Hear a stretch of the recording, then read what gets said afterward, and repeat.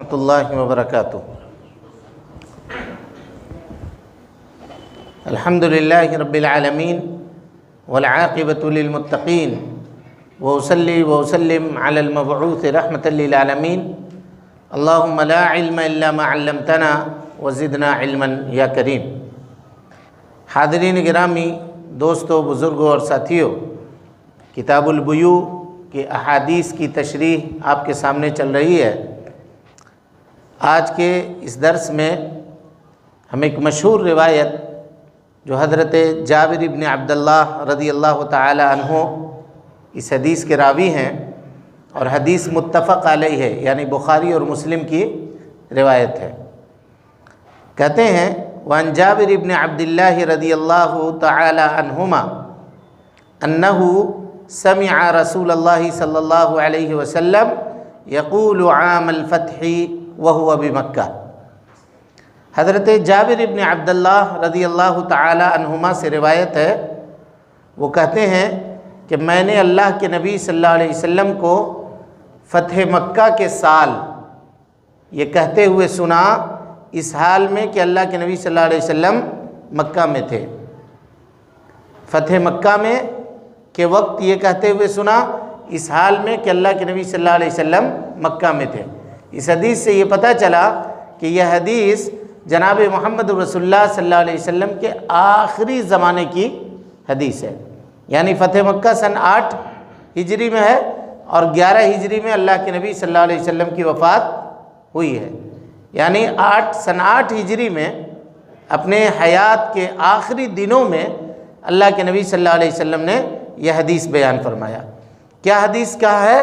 کہا ان اللہ ورسولہ، اللہ اور اس کے رسول نے حرم بیع الخمر، اللہ اور اس کے رسول نے شراب کی تجارت کو حرام کیا ہے، شراب کی تجارت کو حرام کیا ہے۔ ان اللہ ورسولہ، اللہ اور اس کے رسول کا تذکرہ کیا گیا، یہ اس بات کو بتانے کے لیے کہ یہ حرمت نہایت سخت ہے، یعنی کوئی آدمی اس کو آسان نہ سمجھے، اور کبیرہ گناہوں میں سے ایک گناہ ہے۔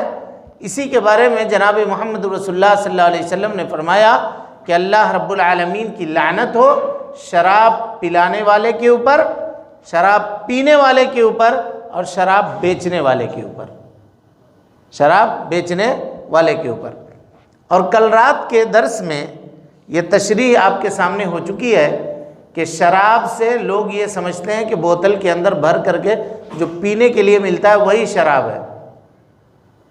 ہیروئن اس میں داخل نہیں ہے، گانجا اس میں داخل نہیں ہے، اور اسی طرح سے دوسری چیزیں اس میں داخل نہیں ہیں۔ حالانکہ لوگوں کا یہ سوچنا غلط ہے، کیونکہ ہم نے کہا تھا شراب کو عربی میں کہتے ہیں خمر، اور خمر کو خمر اس لیے کہتے ہیں کہ وہ عقل کو ڈھک لیتی ہے۔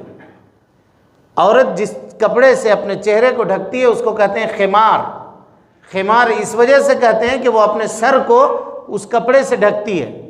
تو ہر وہ چیز جو انسان کے عقل کو ڈھک لے، غالب آ جائے، چاہے وہ انجیکشن ہو، چاہے سونگھنے والی چیز ہو، چاہے پینے والی چیز ہو، یا کوئی اور طریقہ ہو نشہ کا، اگر اس کو انسان کرتا ہے تو وہ سب کے سب حرام ہے، اور اس کی تجارت بھی، بولیے، اس کی تجارت بھی حرام ہے۔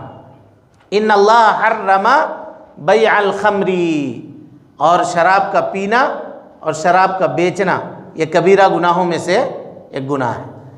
حافظ ابن عبد البر رحمۃ اللہ علیہ کہتے ہیں کہ پوری امت کے علماء کا اجماع ہے اس بات کے اوپر کہ اللہ رب العالمین نے خون کو اور شراب کی تجارت کو حرام کیا ہے۔ کوئی آدمی خون کی تجارت نہیں کر سکتا اور اسی طریقے سے شراب کی تجارت نہیں کر سکتا۔ یہاں سے علماء نے ایک دلیل پکڑی، کہا کہ ہر وہ چیز جس کی اصل حرام ہو، جس کی منفعت حرام ہو، اس چیز کی تجارت بھی حرام ہے۔ قاعدہ سمجھ گئے؟ چلیے، اس کے بعد کہا اللہ کے نبی صلی اللہ علیہ وسلم نے ان اللہ ورسولہ حرم بیع الخمر والمیتتی، مردار کی تجارت کو اللہ رب العالمین نے حرام قرار دیا ہے۔ مردار کون ہے؟ ہر وہ جانور جو معقول لحم ہو، جس کا گوشت ہم کھاتے ہوں، اور وہ بغیر شرعی طور پر ذبح کیے ہوئے اس کی روح اس کے جسم سے نکل جائے۔ مثال کے طور پہ بکری ہے، چھت سے گر کر کے نیچے پڑی اور ذبح بھی اس کو نہیں کیا جا سکا، مر گئی، اب اس کو بیچ نہیں سکتے، اس کو کھا بھی نہیں سکتے۔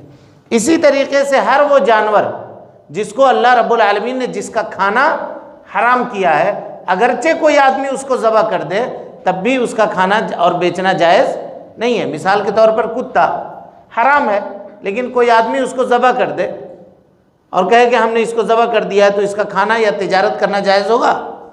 نہیں ہوگا، وہ بھی میت کے حکم میں، مردار کے حکم میں داخل ہے۔ تو اللہ رب العالمین نے مردار کو حرام کیا اور مردار کی تجارت کو بھی حرام کیا۔ دلیل یہ حدیث ہے، جو حدیث ابھی ہم لوگ پڑھ رہے ہیں۔ اس کے بعد اللہ کے نبی صلی اللہ علیہ وسلم نے فرمایا والخنزیر، خنزیر کی تجارت کو بھی اللہ رب العالمین نے حرام قرار دیا۔ خنزیر یہ نجس عین ہے، اس کے جسم کا کوئی بھی حصہ پاک نہیں ہے، اور یہ علماء کا اس بات کے اوپر اتفاق ہے کہ اس کی تجارت کرنا جائز نہیں ہے، اور اس کے اندر کوئی منفعت اور کوئی فائدہ بھی نہیں ہے۔ اس کے بعد آئیے، اللہ کے نبی جناب محمد رسول اللہ صلی اللہ علیہ وسلم نے کہا والاصنام، اصنام مانے صنم کہتے ہیں بت کو، صنم مانے بت، اور بت کی جمع اصنام، صنم کی جمع اصنام۔ اب اصنام کس کو کہتے ہیں؟ تو اصنام کہتے ہیں اسٹیچو کو، جس کی شکل بنی ہوئی ہو، صورت بنی ہوئی ہو، اور لوگ اس کو اللہ رب العالمین کے علاوہ پوج رہے ہوں، عبادت کرتے ہوں، تو ایسے بتوں کی تجارت بھی بولیے حرام ہے، ناجائز ہے، اس کی بھی تجارت نہیں کر سکتے، سوائے ایک صورت میں۔ علماء نے یہ کہا کہ اگر بت ہے سونے کا بنا ہوا ہے، لوگ اس کو پوجتے تھے، اب اس کو پوجنا لوگوں نے ترک کر دیا، چھوڑ دیا، اب اس سونے کو گلا کر کے جب اس کو پلیٹ یا بسکٹ کی شکل دے دی جائے تو ایسی صورت میں اس کا بیچنا اور خرید و فروخت کرنا جائز ہوگا۔ اور اسی طرح سے اگر لکڑی کا بت ہے اور اس کو توڑ دیا گیا، لوگ بت پرستی سے تائب ہو گئے اور ان لوگوں نے اس لکڑی کو توڑ دیا، تو اب اس لکڑی کو فروخت کر سکتے ہیں جو آدمی اس کو خریدنا چاہے۔ لیکن محققین علماء یہ کہتے ہیں کہ یہ دیکھا جائے گا کہ اگر کوئی آدمی اس بت کا سونا خرید کر کے تبرک کے طور پہ استعمال کر رہا ہے، یا بت جس لکڑی سے بنی ہوئی تھی اس کو خرید کر کے تبرک کے طور پہ اپنے گھر میں لگا رہا ہے، تو پھر ایسے میں تجارت کرنا جائز اور درست نہیں ہے، بلکہ اس کو ختم کر دیا جائے گا اور اس کو اس سے فائدہ نہیں اٹھایا جائے گا۔ سمجھ میں آ گئی بات؟ علامہ ابن بطال رحمۃ اللہ علیہ کہتے ہیں کہ امت کا اس بات کے اوپر اجماع ہے کہ مردار اور بتوں کی تجارت کرنا شریعت میں حرام ہے۔ آ گئی بات سمجھ میں؟ اللہ کے نبی صلی اللہ علیہ وسلم نے، غور سے سنیے گا، اللہ کے نبی صلی اللہ علیہ وسلم نے حرام کیا کس کی تجارت؟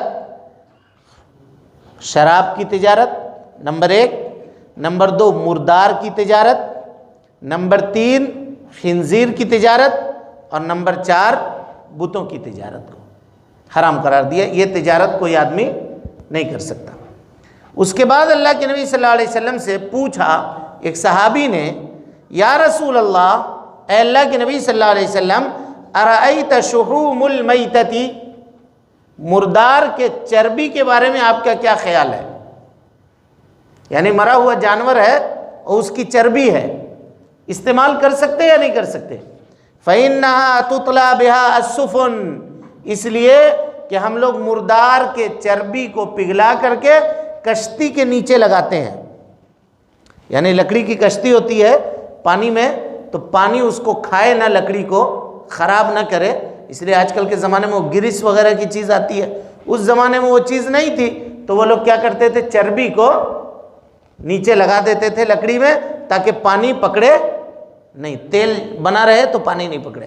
اور اسی طریقے سے دو تختے کو جہاں پہ جوڑا جاتا تھا، جوائنٹ کیا جاتا تھا، تو وہاں پہ باریک سوراخ رہ جاتا تھا، تو اس سوراخ کو بند کرنے کے لیے چربی کا استعمال کرتے تھے کہ چربی لگا دینے کے بعد وہ چربی وہاں پہ جم گئی تو اس کے بعد پانی وہاں داخل نہیں ہوگا۔ یہ دو کام وہ لوگ کرتے تھے۔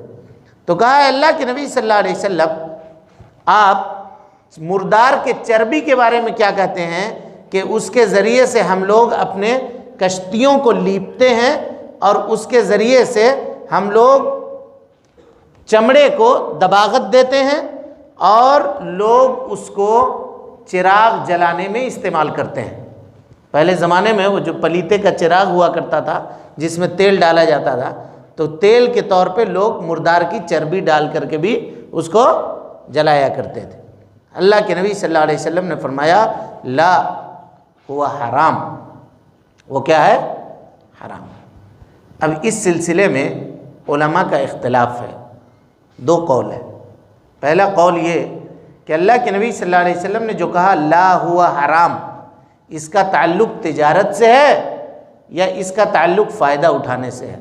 کچھ لوگوں نے کہا کہ نہیں، اس کا تعلق تجارت سے ہے، یعنی اس چربی کی تجارت نہیں کر سکتے، لیکن اگر کوئی آدمی استعمال کرنا چاہے مردار کی چربی تو اس کو استعمال کر سکتے ہیں، یہ پہلا قول ہے۔ اور دوسرا قول جو جمہور کا ہے وہ کہتے ہیں نہیں، نہ تو اس کو استعمال کر سکتے ہیں اور نہ ہی اس کو بیچ سکتے ہیں، اور یہی قول زیادہ صحیح اور درست ہے، کیونکہ آگے اللہ کے نبی صلی اللہ علیہ وسلم نے فرمایا قاتل اللہ الیہود، اللہ رب العالمین ہلاک و برباد کرے، غارت کرے، کس کو، یہود کو۔ کہا کیوں؟ کہا لما حرم اللہ علیہم شحومہا، اللہ رب العالمین نے جب ان کے اوپر مردار کی چربی کو حرام کیا یہودیوں کے اوپر، تو ان لوگوں نے کیا کیا، جملوہ ثم باعوہ، چربی کو لیا اور لینے کے بعد اس کو پگھلا دیا، یعنی آگ میں چربی دے دیا تو تیل اس کا الگ ہو گیا۔ اب اس تیل کو لے کر کے ان لوگوں نے اس کی تجارت شروع کر دی۔ کہا اللہ تعالیٰ نے چربی کھانے سے منع کیا ہے نا، یہ تو تیل ہے، اور تیل لے کر کے ان لوگوں نے اس کی تجارت شروع کر دی اور اس کی قیمت وہ لوگ کھانے لگے۔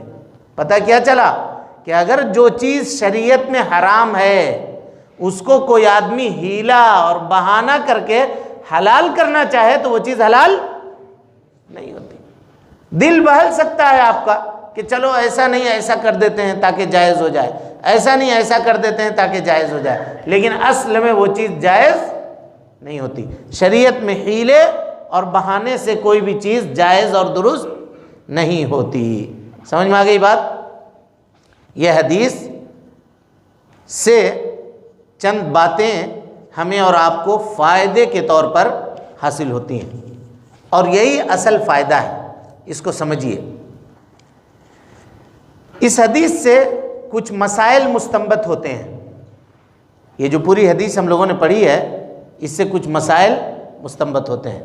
نمبر 1، اللہ رب العالمین نے جس چیز کو حرام کیا ہے اس کی قیمت کو بھی اللہ رب العالمین نے حرام کیا ہے، اور اس کی خرید و فروخت کو بھی حرام کیا ہے۔ یہاں پہ اب اس کو آئیے اس حدیث کو مسائل کے اوپر فٹ کرتے ہیں، کیسے مسئلے کا حکم نکالا جاتا ہے۔ وہ عطر یا وہ اسپرے، غور سے سنیے مسئلے کو، جس میں الکوہل ہے، اس کا استعمال جائز ہے کہ ناجائز؟ بولیے، ناجائز۔ اکثر لوگ یہ سوال پوچھتے ہیں، لیکن وہ خود تو استعمال نہیں کرتے، لیکن تجارت کے لیے اپنے دکانوں میں رکھتے ہیں، یا ہم خود استعمال نہیں کرتے لیکن گھر میں استعمال کرنے کے لیے وہ اسپرے خرید کر کے خاتون کے لیے اور دوسرے لوگوں کے لیے تاکہ وہ گھر میں استعمال کرے، وہ اسپرے خرید کر کے لاتے ہیں۔ کیا اس کی تجارت جائز ہوئی؟ بولیے بولیے، زور سے بولیے بھائی، نہیں جائز ہوئی۔ اگر کوئی آدمی یہ عقیدہ رکھتا ہے کہ وہ اسپرے، وہ عطر، وہ عطر جس کے اندر الکوہل ملا ہوا اس کا استعمال کرنا جائز نہیں ہے، تو اس کی تجارت کرنا بھی جائز نہیں ہوگا، اور اس کو کسی دوسرے کو خرید کر گفٹ کرنا یا ہدیہ دینا وہ بھی جائز اور درست نہیں ہوگا، چاہے آپ اپنے لیے خریدیں چاہے اپنے گھر میں استعمال کرنے کے لیے خرید کر لے کر کے آئیں، دونوں صورتوں میں۔ اور کوئی آدمی اگر خود استعمال نہیں کر رہا ہے، اپنے گھر میں استعمال کے لیے لا رہا ہے، تو وہ دو گناہوں کا ارتکاب کر رہا ہے۔ ایک تو یہ ہے کہ آپ جس چیز کو حرام سمجھ رہے ہیں اس کو آپ دوسرے کو دے رہے ہیں، اور دوسرا یہ ہے کہ وہ چیز اگر حرام ہے تو اس پہ پھر آپ اپنی قیمت کیوں لگا رہے ہیں؟ سمجھ میں آ رہی بات؟ یہ کام نہیں کر سکتے۔ اب اس کے بعد آئیے، اسی طریقے سے اگر دوسرا مسئلہ یہ مستنبط ہوا کہ اگر آپ کسی چیز کے حرام ہونے کا اعتقاد رکھتے ہیں کہ یہ چیز حرام ہے، تو اب اس چیز کے اوپر خرید و فروخت کرنا آپ کے لیے جائز نہیں ہوا۔ کیوں؟ کیونکہ اللہ رب العالمین نے جب کسی چیز کو حرام کیا ہے تو اس کی قیمت کو بھی اللہ رب العالمین نے حرام کیا ہے۔ اس کی ایک مثال دیکھیے، بعض لوگ ٹیلی ویژن جو ہے، ٹی وی دیکھنا جائز ہے کہ ناجائز؟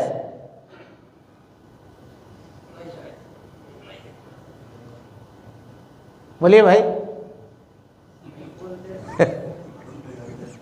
ہاں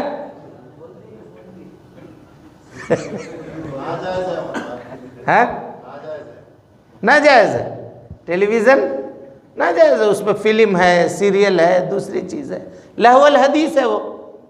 اچھا، وہ ٹیلی ویژن پہ جو چیز نشر ہوتا ہے، وہ ڈش، اینٹینا، وہ بولیے ناجائز ہے۔ اس کا ریچارج کرنا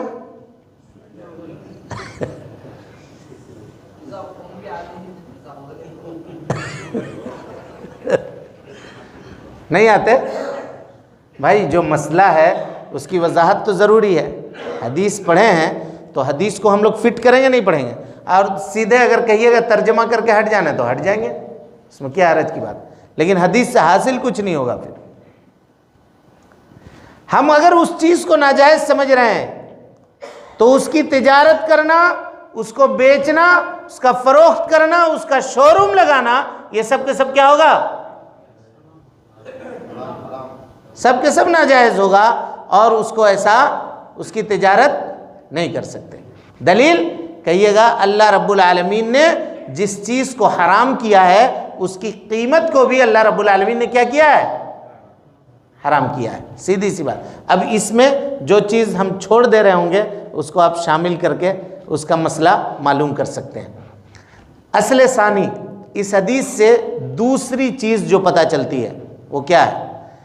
وہ چیز جس میں منفعت نہیں ہے، فائدہ نہیں ہے، اس کی تجارت بھی ناجائز ہے۔ مثال کے طور پہ حدیث میں خمر کا، شراب کا تذکرہ کیا گیا، شراب میں فائدہ ہے؟ نقصان ہی نقصان ہے۔ اسی طریقے سے صنم کا تذکرہ کیا گیا، بت کو بیچنے میں، اس میں فائدہ ہے؟ نقصان ہی نقصان ہے، تو کہا اس کی تجارت ہم لوگ نہیں کر سکتے۔ تو کہیے گا کہ ہر وہ چیز، تاخیر ہو گئی کیا؟ بند کر دیں پھر کل پڑھیے گا نہ، چلیں؟ بولیے، فری ہے نا آپ لوگ؟ اب پھر ایسا نہیں ہو کہ کل سے کوئی نہ آئے، تو مولوی صاحب اتنا لیٹ کر دیتے ہیں۔ ہاں، ہر وہ چیز جس میں فائدہ نہیں ہے اس کی تجارت بھی نہیں کر سکتے۔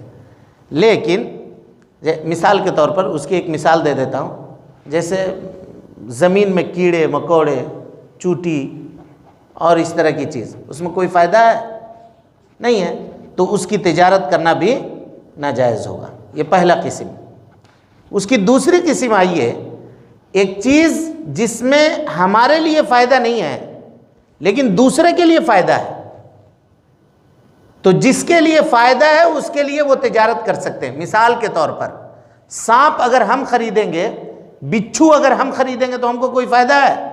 نہیں ہے۔ لیکن یہی چیز اگر کوئی لیب خریدے جہاں دوائیں بنائی جاتی ہوں اور اس سانپ کو استعمال کر کے فائدے مند چیزیں بنائی جاتی ہوں، تو اب اگر کوئی آدمی سانپ پکڑ کر لاتا ہے اور لیب میں جا کر کے بیچتا ہے تو اس کی تجارت بولیے جائز ہوگی، کیونکہ جس کے لیے منفعت ہے اس کو وہ چیز لے جا کر کے بیچ رہا ہے، اور ایسا کرنا جائز ہے۔ نمبر 3، کچھ چیزیں ایسی ہوتی ہیں جو جگہ جگہ کے اعتبار سے بدلتی ہیں۔ اس کی ایک مثال لیجئے۔ ایک جگہ ایسا ہے جہاں ایک چیز کو لوگ درست نہیں سمجھتے۔ مثال کے طور پر وہ چڑیے یا وہ پرندے جس کو زینت کے طور پر لوگ اپنے گھروں میں سجاتے ہیں یا رکھتے ہیں، پنجرے میں بند کر کے پرندے کو رکھتے ہیں۔ آپ ایسی جگہ پر رہتے ہیں جہاں پہ لوگ یہ سمجھتے ہیں کہ ان پرندوں کو پنجروں میں رکھنا یہ مال کا ضیاع ہے، نقصان ہے، تو ایسی جگہ پر آپ اس کی تجارت نہیں کر سکتے۔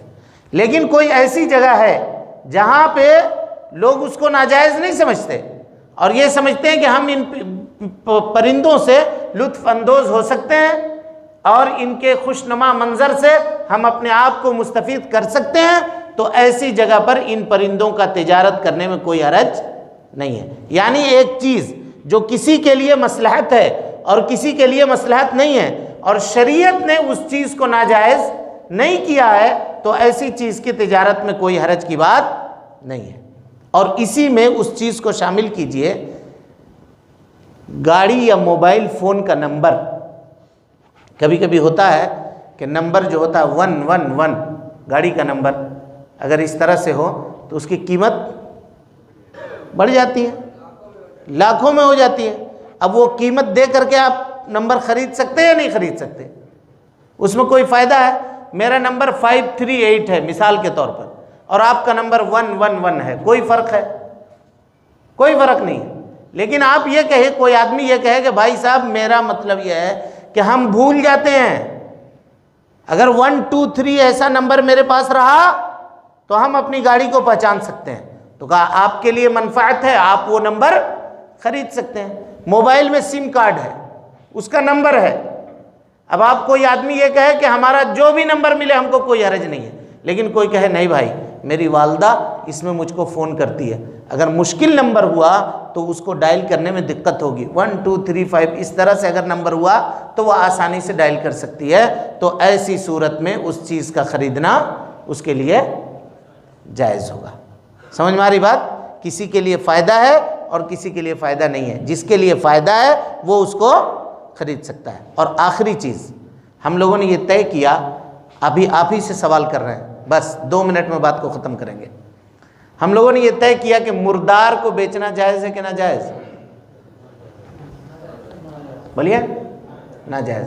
ابھی ہم لوگ یہ پڑھے کہ جس کے لیے منفعت ہو اس کو وہ سامان بیچ سکتے۔ اب فرض کیجئے کہ آپ ایک بہت بڑے صحرا میں ہیں اور وہاں پر آپ کے پاس ایک مردار بکری ہے۔ ایک آدمی آیا دور سے چلتا ہوا اور کہا کہ بھائی بہت بھوک لگی ہے، اب میں مر جاؤں گا، کچھ بھی ہم کو کھانے کے لیے دو۔ کہا میرے پاس کھانے کے لیے کچھ بھی نہیں ہے، یہی مردار بکری ہے۔ وہ مردار بکری اس کے لیے کھانا جائز ہے کہ نہیں ہے؟ جو مر رہا ہے بھوک سے، جائز ہے۔ تو اب کیا اس کو، جس کو جائز ہے اس کو ہم یہ بکری بیچ سکتے ہیں؟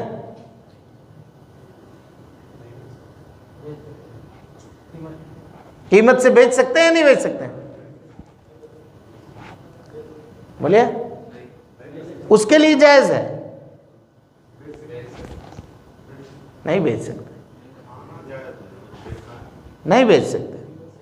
اس لیے نہیں بیچ سکتے کہ ہر وہ چیز جو ضرورت کے وقت جائز ہوتی ہے اس کا بیچنا بھی ناجائز ہے۔ اسی لیے خون کی تجارت، خون جو دیا جاتا ہے اس کی تجارت بھی ناجائز اور حرام ہے۔ یہاں تک کہ علماء نے لکھا ہے کہ کبھی کبھی ایسا ہوتا ہے کہ کسی کو ضرورت پڑی ہاسپٹل میں، ہم کو لے کر گئے خون دینے کے لیے، خون دے دیا، اس کے بعد جوس خرید کر کے لائے وہی لوگ، لیجئے 2 گلاس انار کا جوس آپ پیجئے، کمزوری آپ کی دور ہو جائے گی۔ علماء کہتے ہیں نہیں، اس کے سے تم 1 روپیہ بھی ایک چاکلیٹ بھی مت لو، ہو سکتا ہے وہ قیمت ہو جائے، اپنے جیب سے تم خرچ کرو. سمجھ میں آ رہی بات؟ عام طور پہ ایسا دیکھنے میں آیا. اس لیے خون کی تجارت اضطرار کے وقت ہے، ناجائز ہے، وہ نہیں کر سکتے. لہذا ان مسائل کو اس طرح سے سمجھا جاتا ہے، احادیث سے ایسے مسائل کو اخذ کیا جاتا ہے اور پھر مسائل کو اس کے اوپر فٹ کیا جاتا ہے. اللہ رب العالمین سے دعا ہے کہ اللہ تعالی ہمیں اور آپ کو حسن عمل کی توفیق دے، جب تک زندہ رکھے دین اسلام پہ زندہ رکھے، اور جب اٹھائے ایمان پر اٹھائے. آمین. وآخر دعوانا ان الحمدللہ رب العالمین.